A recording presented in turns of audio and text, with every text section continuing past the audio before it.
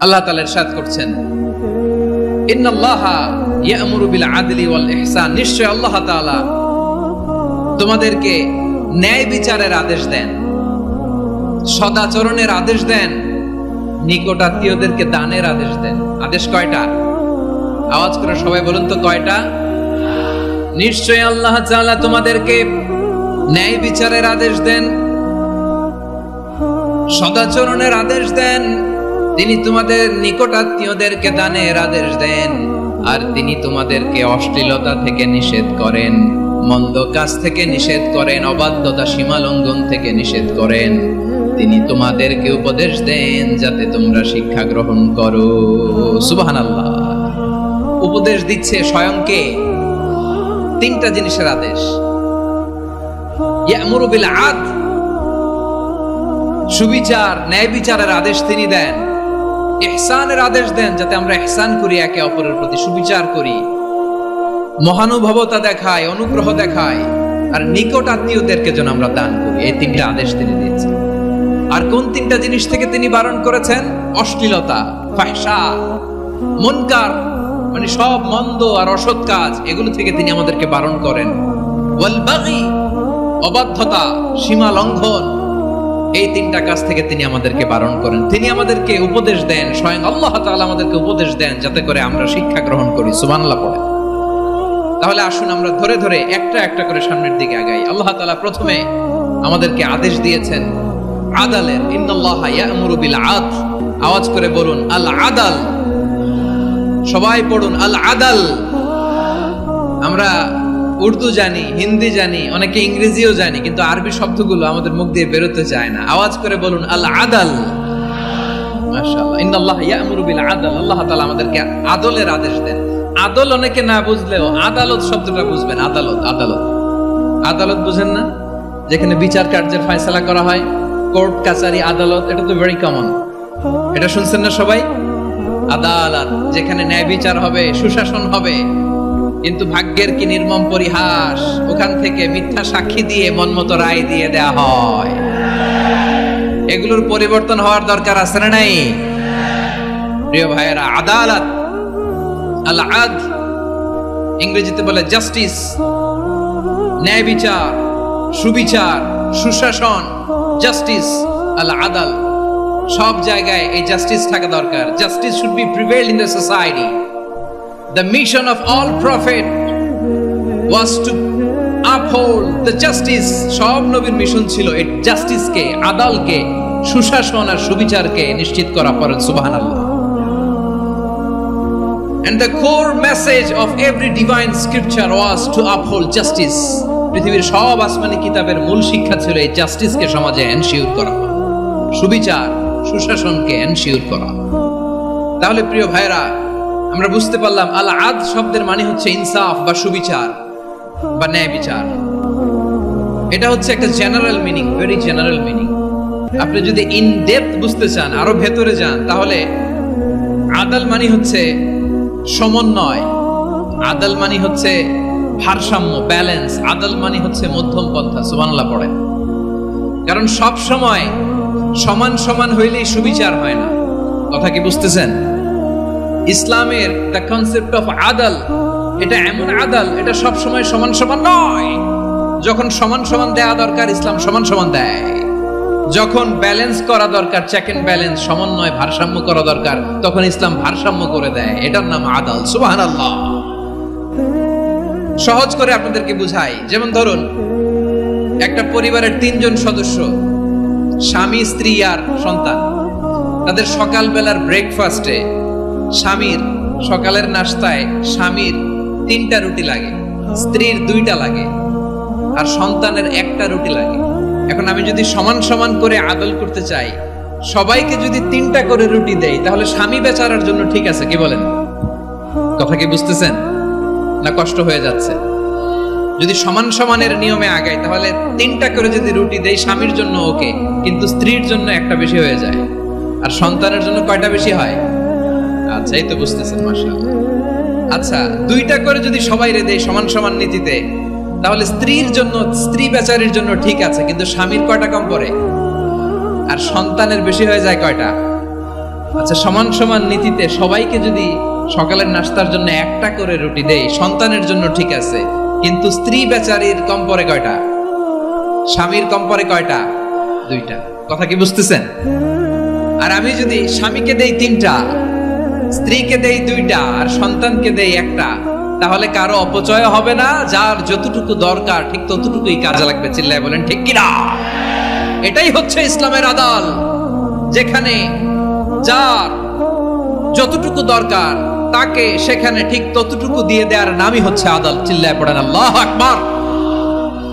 রব্বুল আলামিন বলেন, ইউসিকুমুল্লাহু ফি আওলাদিকুম লিযযাকারি মিসলু হাযযিল উনসায়াইন। আল্লাহ তোমাদেরকে ওসিয়ত করেন, তোমাদেরকে আদেশ দেন, উত্তরাধিকার সম্পদ যখন বন্টন হবে, ছেলেরা যতটুকু পাবে মেয়ে পাবে তার অর্ধেক। সুবহানাল্লাহ বলেন। দেখেন, ছেলে যতদূর মেয়ে অর্ধেক, ছেলে ডবল পাবে। আপাত দৃষ্টিতে মনে হয় এখানে অবিচার হয়েছে, কিন্তু আসলে কি অবিচার হয়েছে? আপনি বিয়ের ক্ষেত্রে যান, ওইখানে আবার ছেলে মোহরানা দেয়, মেয়ে সেখানে মোহরানা পায়। তাহলে চেক এন্ড ব্যালেন্স, ভারসাম্য, ব্যালেন্স, মধ্যম পন্থা এখানে আছে না নাই? এটাই হচ্ছে ইসলামের আদল। আল্লাহ তাআলা এই আদলের আদেশ দিয়েছেন, সুবিচার, ন্যায় বিচার, সুশাসন এবং ভারসাম্যের আদেশ দিয়েছেন। প্রিয় ভাইয়েরা, একটি শান্তিময় সমাজ, একটা সমৃদ্ধ সমাজ, একটা মানবিক সমাজ যদি আমরা পেতে চাই, এই আয়াতের মধ্যে যতগুলো পয়েন্ট আছে সবগুলোর বাস্তবায়ন লাগবে। কথা বুঝতে পেরেছেন? বলেন, আওয়াজ করে বলেন, আমরা একটা শান্তির সমাজ চাই কি চাই না? আমরা একটা সমৃদ্ধ বাংলাদেশ চাই কি চাই না? আমরা একটা মানবিক বাংলাদেশ চাই কি চাই না? এই আয়াতে আল্লাহ তাআলা একটা মানবিক সমাজের রূপরেখা টেনেছেন। তার প্রথম কথা হচ্ছে, ইন্নাল্লাহা ইয়ামুরু বিল আদল। আল্লাহ তাআলা তোমাদেরকে আদলের নির্দেশনা দেয়, সুবিচার, সুশাসনের নির্দেশনা দেয়। যে সমাজে আদল থাকে না, সেই সমাজে জুলুম মানুষের ঘাড়ে চেপে বসে। আদলের বিপরীত হচ্ছে জুলুম। আদলের বিপরীত কি? জুলুম বা জাওর, অত্যাচার, অবিচার, বৈষম্য। এই যে বৈষম্য বিরোধী ছাত্র আন্দোলন কেমন পড়ছে? এই যে একজন সমন্বয়ক তো দেখা করলো আমার সাথে। জুলুম মানে হচ্ছে বৈষম্য। বৈষম্যের স্থান ইসলামে নাই, অবিচারের স্থান ইসলামে নাই, জুলুমের স্থান ইসলামে নাই। আল্লাহ তাআলা বলেন যে আমি জুলুমকে নিজের জন্য হারাম করেছি এবং তোমাদের জন্য হারাম করেছি। বিশ্বনবী ফরমান, আল্লাহ তাআলা বলেন হাদিসে কুদসিতে, ইয়া ইবাদি ইন্নী হারামতুয যুলমা আলা নাফসি ওয়া জাআলতুহু বাইনাকুম মুহাররামান ফালা তাযালামু। আমার গোলামেরা শোনো, নিশ্চয় আমি আল্লাহ তাআলা জুলুমকে আমি আমার উপরে হারাম করেছি, অনুরূপভাবে জুলুম করাকে তোমাদের উপরেও হারাম করেছি। ফলে ফালা তাযালামু, তোমরা একে অপরের সাথে জুলুম করো না। নির্দেশনাটা কার? খবরদার, জুলুমের সাথে আমাদের কোনো সম্পর্ক, জুলুমের সাথে ইসলামের কোনো সম্পর্ক নাই। আল্লাহ তাআলা জালিমদের জন্য কঠিন শাস্তি প্রস্তুত করে রেখেছেন। যারা এই আদলকে ভুলুণ্ঠিত করে জুলুমের রাস্তায় হাঁটতে চায়, তাদের প্রাপ্য কিয়ামতের ময়দানে বুঝিয়ে দিবে কে? আল্লাহ তাআলা তাদের প্রাপ্যকে বুঝিয়ে দিবেন। এজন্য বিশ্বনবী বলে, খবরদার, তোমরা ইনসাফ করবে, আদল করবে, জুলুম করবে না। আয-যুলমু যুলুমাতুন ইয়াউমাল কিয়ামা, জুলুম কিয়ামতের দিন অন্ধকার হয়ে জালিমের ঘাড়ে চেপে বসবে। আবার বিশ্বনবী বলতেন, ইত্তাকি দাওয়াতাল মাজলুম, খবরদার, তোমরা মজলুমের কান্নাকে ভয় করো। ফাইন্নাহু লাইসা বাইনাহু ওয়া বাইনাল্লাহি হিজাব, কেননা মজলুমের কান্নার মাঝে আর আল্লাহর আরশের মাঝে কোনো পর্দা থাকে না। বিশ্বাস হয়? এই কথা বিশ্বাস হয়? এর জলজ্যান্ত প্রমাণ তো আমরা নিজেরাই দেখলাম। হ্যাঁ, মজলুমের কান্না ফুলে ফেপে মহিরুহ হয়ে, পাহাড়ের মতো হয়ে, বিস্ফোরিত হয়ে জালিমের মসনদকে ছারখার করে দিয়েছে। এর প্রমাণ তো আমরা নিজেরাই তো দেখলাম। জালিমের পরিণতি কি হয় আমরা জীবদ্দশাই তো দেখলাম। এমনও কোনো জুলুম নাই যে হয় নাই, ঠিক কিনা বলেন? আহারে জুলুম, আহারে জুলুম। রিসেন্টলি আয়না ঘরের কিছু ছবি প্রকাশিত হয়েছে সোশ্যাল মিডিয়ায়, দেখেছেন আপনারা? ছোট্ট একটা জায়গা, স্বাধীন মানুষকে প্রাণীর মতো, পাখির মতো খাঁচায় বন্দি করে রেখেছে। কখন দিন কখন রাত কিচ্ছু জানে না। কখন দিন কখন রাত কিছু জানে না, বছরের পর বছর কেটে গিয়েছে। এক্সট্রা জুডিশিয়াল কিলিং এর কোনো হিসাব নাই, বিচার বহির্ভূত হত্যা, এনফোর্স ডিসঅ্যাপিয়ারেন্স, গুম, যেটা সবচাইতে বড় মানবতা বিরোধী অপরাধ। কত মানুষ যে গুম হয়েছে তার কোনো ইয়ত্তা নাই। যেই ফ্যামিলির সদস্য গুম হয়েছে তারা কি ওই লোকটার জন্য মাগফিরাতের দোয়া করবে নাকি সুস্বাস্থ্যের দোয়া করবে তারা নিজেরাও জানতো না, কারণ জানে না ও বেঁচে আছে না মরে গেছে। আহা, বিডিআর নওজোয়ানদের যারা ছাড়া পেল দেখলাম, বিনা অপরাধে, কোনো অন্যায় ছাড়া, অপরাধ ছাড়া তাদের জীবন থেকে, তাদের তারুণ্যের, তাদের যৌবনের 15 বছর, 16 বছর, 17 বছর নাই, 6 মাস বয়সের ছোট বাচ্চাকে রেখে জেলে গেছে। 6 মাসের মেয়ে বেরোয় দেখে মেয়ের বয়স 17 বছর। মেয়ে বাবারে চিনে না, বাবা মেয়েরে চিনে না। মেয়েকে এখন বিয়ে দিয়ে আরেক ছেলের হাতে তুলে দিবে। মেয়ের শৈশব বাবা দেখে নাই, মেয়ের কৈশোর বাবা দেখে নাই, মেয়ের তারুণ্য দেখে নাই। আরেক যুবককে দেখলাম 14 বছরের 14 দিনের সংসার, 2 সপ্তাহের সংসার শেষে জেলে গেছে। কত যুবকের যে স্ত্রী চলে গিয়েছে ফ্যামিলি ছেড়ে, কারণ জানে না তো কবে আসবে, কি হবে, কেউ জানতো না।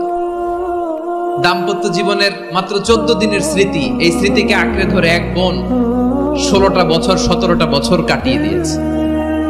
আমি নিউজটা দেখে ভাবলাম, আমার এই বোনের প্রতিটি দিন কিভাবে কেটেছে, প্রতিটি রাত কিভাবে কেটেছে, প্রতিটি ক্ষণ কিভাবে কেটেছে। বিশ্বনবী বলেছেন, ইত্তাকি দাওয়াতাল মাজলুম ফাইন্না লাইসা বাইনাহু ওয়া বাইনাল্লাহি হিজাব। মাজলুমের কান্নাকে ভয় করো, কারণ মাজলুমের কান্না আর আল্লাহর মাঝে কোনো পর্দা থাকে না। আমরা আর এরকম কোন জুলুম বাংলাদেশে দেখতে চাই না, জোরে বলেন ঠিক কিনা? আর কেউ নতুন করে জালিম হোক আপনারা চান? আবার নতুন করে কেউ ফ্যাসিস্ট হোক আপনারা চান? এক দল আরেক দলকে নিশ্চিহ্ন করার রাজনীতিতে মেতে উঠুক, এটা আপনারা চান? আমরা বাংলাদেশকে আদল দিয়ে সাজাতে চাই। আমরা এই 56,000 বর্গ মাইলের প্রতিটা ইঞ্চি মাটিকে কোরআনের আইন দিয়ে সাজাতে চাই। রাজি আছেন আপনারা? কারা কারা রাজি দেখান হাত তোলে আল্লাহকে।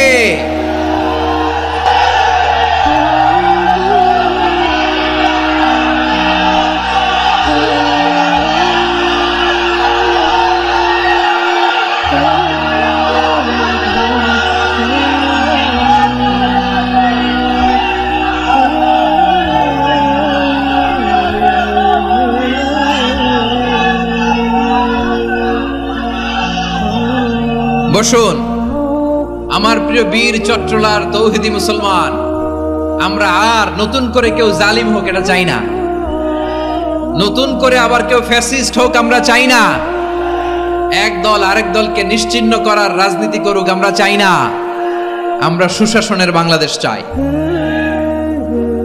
আমরা মানবিক বাংলাদেশ চাই, আমরা একটা সমৃদ্ধ বাংলাদেশ চাই, আমরা বিশ্বের বুকে সম্মান নিয়ে মাথা উঁচু করে দাঁড়াতে চাই, ঠিক কিনা বলেন? আল্লাহ বললেন, এটা যদি তোমরা চাও, একটা সমৃদ্ধ সমাজ যদি বিনির্মাণ করতে চাও, মানবিক সমাজ যদি বিনির্মাণ করতে চাও, আমি তোমাদেরকে সেজন্য প্রথমে আদালতের নির্দেশ দিলাম। ইন্নাল্লাহা ইয়া'মুরু বিল আদল, নিশ্চয় আল্লাহ তাআলা তোমাদেরকে ন্যায় বিচার, সুশাসন এটার আদেশ দেন। সুবহানাল্লাহ। আদাল, ন্যায় বিচারের আদেশ আল্লাহ তাআলা কোরআনের বিভিন্ন আয়াতে দিয়েছেন। আল্লাহ তাআলা বলছেন, ইন্নাল্লাহা ইয়া'মুরুকুম আন তুআদ্দুল আমানাতি ইলা আহলিহা ওয়া ইযা হাকামতুম বাইনান নাসি আন তাহকুমু বিল আদল ইন্নাল্লাহা নি'ম্মা ইয়া'iদুকুম বিহি ইন্নাল্লাহা কানা সামিআন বাসীরা। আল্লাহ তাআলা বললেন, আল্লাহ আদেশ দিচ্ছেন, যে ব্যক্তি আমানতের হকদার তার হাতে তোমরা আমানত পৌঁছে দাও, আর যখন তোমরা বিচার কার্য করবে, বিচার ফায়সালা করবে, আদালতের সাথে করো। সুবহানাল্লাহ বলেন। ওয়াইদা হাকামতুম বাইনান নাসি আন তাহকুমু বিল আদল, আদালতের সাথে করবা। আল্লাহ তাআলা বলেন যারা জাজ হবে, বিচারক হবে, তাদের যদি বাদী বিবাদীর কারো সাথে শত্রুতা থাকে, কারো সাথে যদি কোনো ধরনের রেষারেষি থাকে, আল্লাহ বলেন বিচার কার্য করতে যে ওই শত্রুতা রেষারেষির কারণে আদালতের বাইরে যে অবিচার করে বিচার করো না। ওয়ালা ইয়াজরিমান্নাকুম শানাআনু কওমিন আলা আল্লা তা'দিলু ই'দিলু হুয়া আকরাবু লিত্তাকওয়া ওয়াত্তাকুল্লাহা ইন্নাল্লাহা খাবীরুম বিমা তা'মালুন। খবরদার কোন জাতির প্রতি, কোন গোষ্ঠীর প্রতি, কোন গোত্রের প্রতি আক্রোশ যেন তোমাদেরকে ন্যায় বিচার থেকে দূরে সরিয়ে না দেয়, বরং আমি আল্লাহর আদেশ হলো ই'দিলু, তোমরা আদল করো, ন্যায় বিচার করো, সুবিচার করো, সুশাসন প্রতিষ্ঠা করো। ওয়া আকরাবু লিত্তাকওয়া, এটাই তাকওয়ার সবচেয়ে কাছাকাছি। সুবহানাল্লাহ বলেন। কোরআনের বিভিন্ন আয়াতে আল্লাহ তাআলা স্পেসিফিকলি ধরে ধরে বিচার করার সময় আমরা যেন আদল করি সেটা বলেছেন। কোরআনের কোন কোন জায়গায় আল্লাহ তাআলা এই আল আদল শব্দটা ব্যবহার করেছেন। আবার একই জিনিস ইনসাফ, সুবিচার, সুশাসন, ন্যায় বিচার, ন্যায় পরায়ণতা বুঝাতে আল্লাহ তাআলা কখনো কখনো আল কিসত শব্দটা ব্যবহার করেছেন। আওয়াজ করে সবাই বলুন আল কিসত।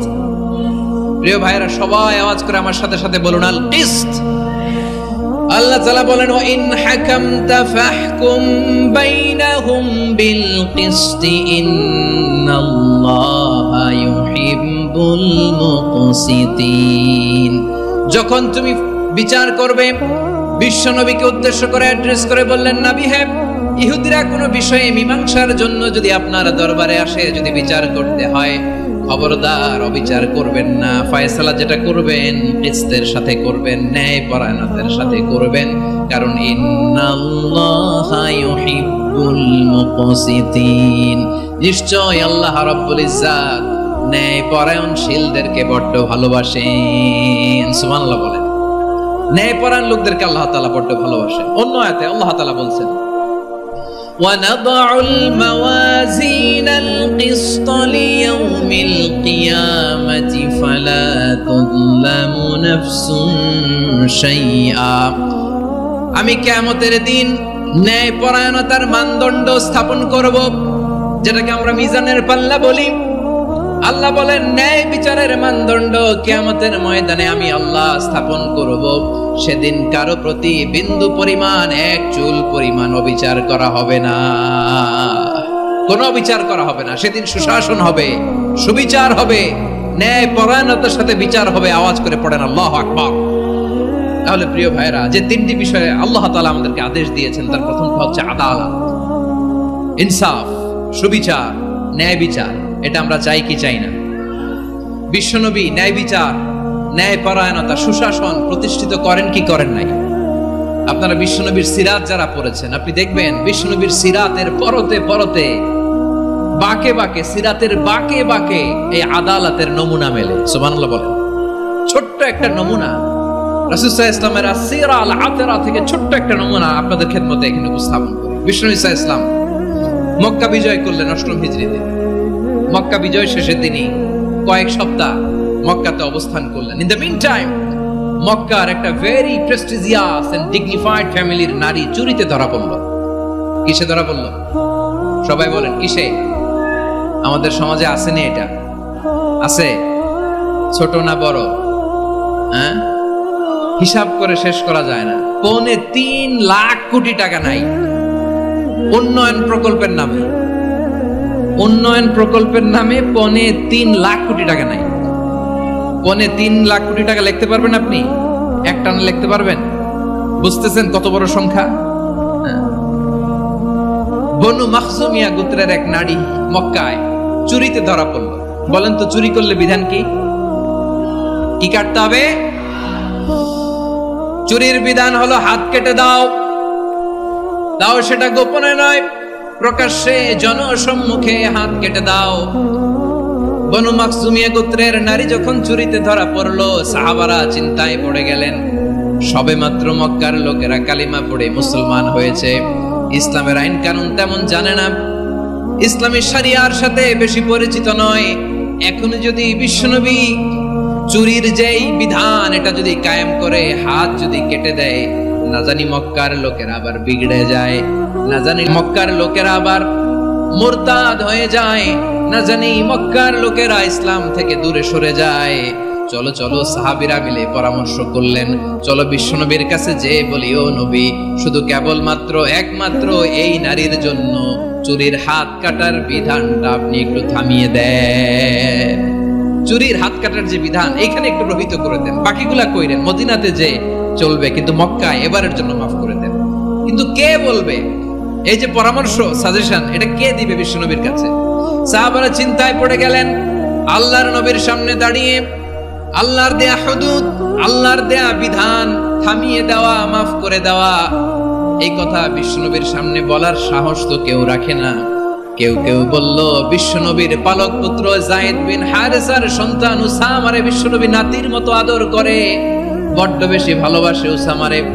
এজন্য সাহাবারা উসামাকে বলতো হিব্বু রাসূলিল্লাহ, বিশ্বনবীর ভালোবাসা। কি বলতো? সাহাবীরা বললেন, বিশ্বনবীর ভালোবাসা হিব্বু রাসূলিল্লাহ, উসামারে পাঠাও। উসামারে বিশ্বনবী নাতির মতো স্নেহ করে, মায়া করে, ভালোবাসে। আমরা পারবো না, উসামা পারবে।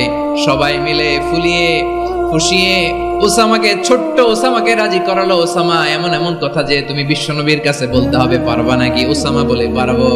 সাইয়েদনা উসামা রাদিয়াল্লাহু তাআলা আনহু তরুণ সাহাবী বিশ্বনবীর কাছে গেলেন, যে বললেন, নবী, বনু মাখজুমিয়া গোত্রের এক নারী চুরিতে ধরা পড়েছে, এবারের জন্য কি এই মহিলাটারে মাফ করে দিলে হয় না?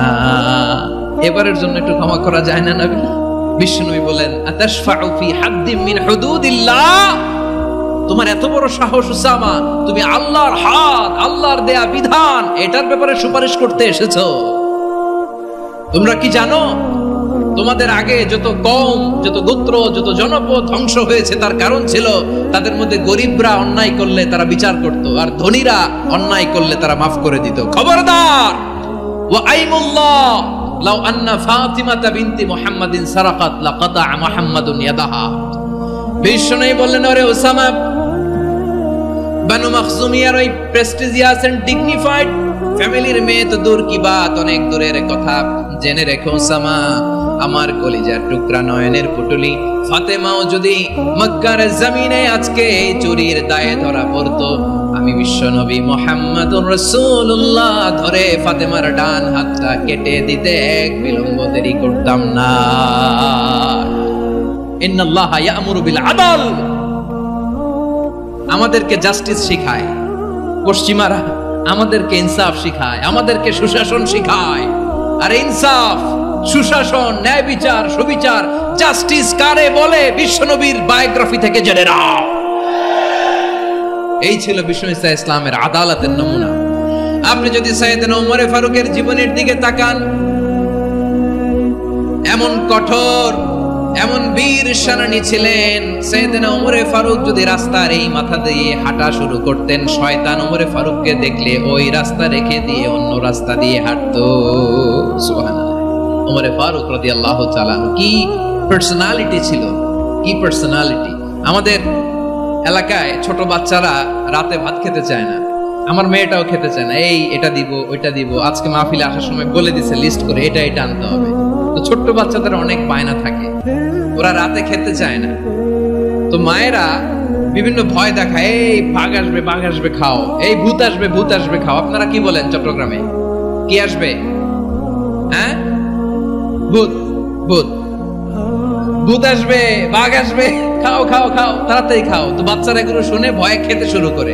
মদিনার জমিনেও একই ঘটনা ঘটতো। মদিনার ছোট্ট ছোট্ট সোনামণিরা খেতে চাইতো না, তো মায়েরা বলতো, হা হুয়া ইয়াতি উমর, হা হুয়া ইয়াতি উমর, ওই যে ওমর আসতেছে, ওমর। ওমরে ফারুকের কথা শুনলে বাচ্চারা একেবারে ঠান্ডা। সুবহানাল্লাহ পড়বেন না? প্রভু তুমি বলেছ রাসূল দেবে না, বলনি দেবে না ওমর, বলনি দেবে না হামজা তারিক, খালিদ বিজয় সমর। প্রভু তুমি বলেছ রাসূল দেবে না, বলনি দেবে না ওমর, বলনি দেবে না হামজা তারিক, খালিদ বিজয় সমর, প্রভু তুমি বলেছ রাসূল দেবে না। আল্লাহু আকবার। ওমর ফারুক রাদিয়াল্লাহু তাআলা আনহু, ওনার কথা শুনলে গায়ের মধ্যে গুজবাম হয়, গায়ের পশমগুলো দাঁড়িয়ে যায়। সুবহানাল্লাহ বলেন। কি পার্সোনালিটি ছিল, কি ব্যক্তিত্ব ছিল। মুনাফিকরা ওমর ফারুককে জমের মতো ভয় পেতেন। শয়তান, খোদ শয়তান, শয়তান অন্য রাস্তা দিয়ে হাঁটত। ওমর ফারুক রাদিয়াল্লাহু তাআলা আনহুর জীবনে যদি দেখেন, তাহলে সেখানে আপনি আদালতের, ইনসাফের, সুশাসনের, জাস্টিসের নমুনা দেখতে পাবেন। কয়টা শুনবেন? সাইয়েদনা ওমর ফারুকের রাদিয়াল্লাহু তাআলা আনহুর সন্তান আব্দুর রহমান মিশরে মদ খেয়ে মদ্যপ অবস্থায় ধরা পড়েছে। মদ খাওয়ার কারণে, মদ যদি কেউ পান করে আর যদি প্রমাণিত হয়, তার বিচার হলো 80 বেত। আওয়াজ করে বলেন কয় বেত? বাংলাদেশেও তো এই আইন আছে নাকি? বাংলাদেশে আছে? হ্যাঁ, মদ খাইলে 80 বেত, এই আইন বাংলাদেশে চালু হোক। আমরা চাই কি চাই না? চাই সবাই। এজন্যই তো ইসলাম ভাল লাগে না। ইসলামকে ভাল লাগে না। ইসলামকে আউট করে রাখতে পারলেই তো এরকম বড় বড় বোতল খাওয়া যায়। একেবারে সহজ, পানির মতো সহজ, হিসাব একেবারে সহজ। ওমর ফারুক রাদিয়াল্লাহু তাআলা আনহুর ছেলে ভুল করে মদ পান করে ফেলেছিলেন। আব্দুর রহমান, ঘটনা ঘটেছে মিশরে। মিশরের গভর্নর তখন আমর ইবনে আস রাদিয়াল্লাহু তাআলা আনহু। আব্দুর রহমানের ভাই যে গভর্নরকে বলল, গভর্নর যদি একটু দয়া করেন, খলিফার ছেলে আমার ভাই আব্দুর রহমান মদ্যপ অবস্থায় ধরা পড়েছে, জনসম্মুখে যদি আপনি বেত্রাঘাত করেন আমাদের প্রেস্টিজ থাকে না, যদি 80 বেত আপনি মারেন আমার কোনো কথা নাই, কিন্তু ঘরের ভেতরে মারেন। আব্দুর রহমানের ভাইয়ের সুপারিশ শুনে সাইয়েদনা আমর ইবনে আস রাদিয়াল্লাহু তাআলা আনহু রাজি হয়ে গেলেন। ঘরের ভেতরে লোকচক্ষুর আড়ালে 80 বেত তিনি মানলেন।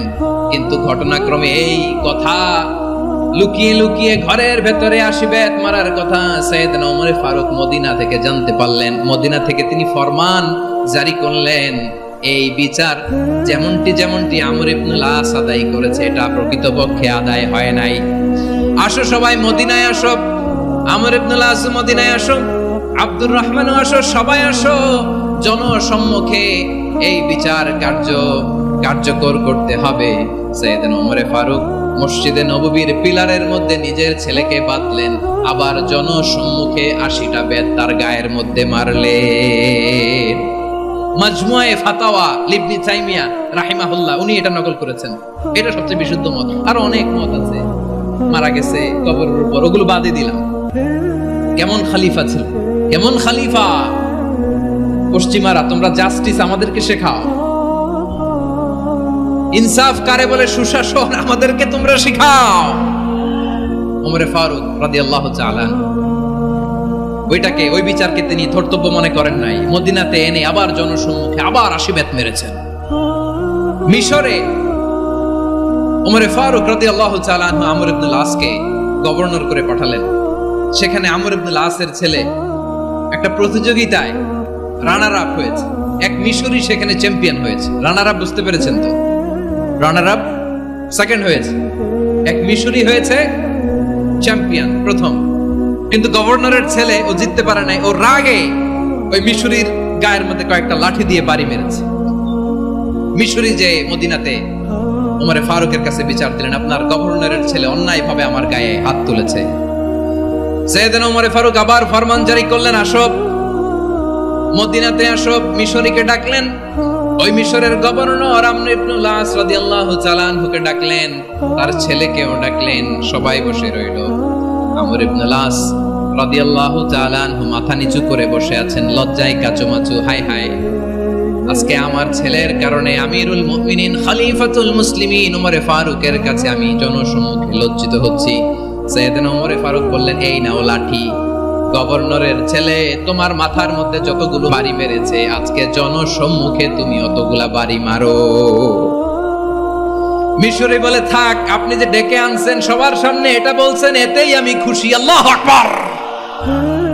আপনার মহানুভবতা দেখে আমি খুশি, আর অপমানের দরকার নাই। ওমর ফারুক বলে, না, খবরদার এই কথা মিশরি তুমি বলো না, মারো, যতগুলা বাড়ি মেরেছে মারো। বাধ্য হয়ে মিশরি আমর ইবনুল আসের সামনে ওনার কলিজার টুকরা সন্তানের মাথার মধ্যে বাড়ি মারতে আরম্ভ করলেন।